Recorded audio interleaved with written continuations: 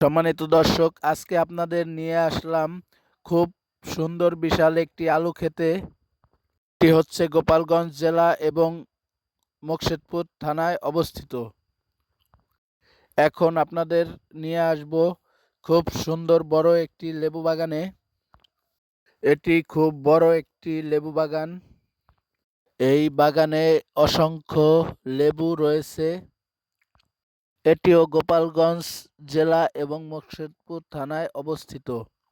এখন আপনাদের দেখানোর চেষ্টা করব খুলনা জেলার খুব সুন্দর ছোট একটি হাঁসের ফার্ম।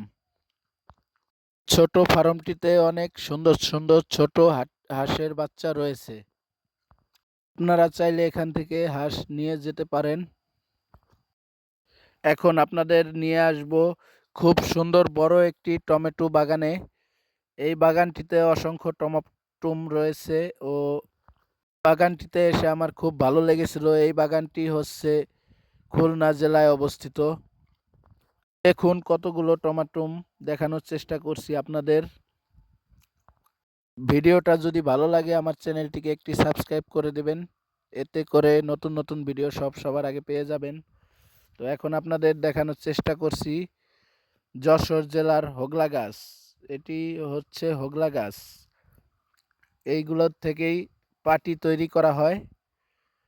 তো এই গাছ প্রথমে দেখে আমি চিনতে পারিনি, তাই আপনাদের চেনানোর চেষ্টা করছি।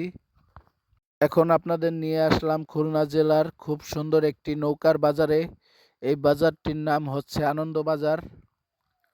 তো এখানে আসলে আপনি বিভিন্ন ধরনের নৌকা নিয়ে যেতে পারেন, অর্ডার দিয়েও বানাতে পারেন, আবার রেডিমেডও নিয়ে যেতে পারেন।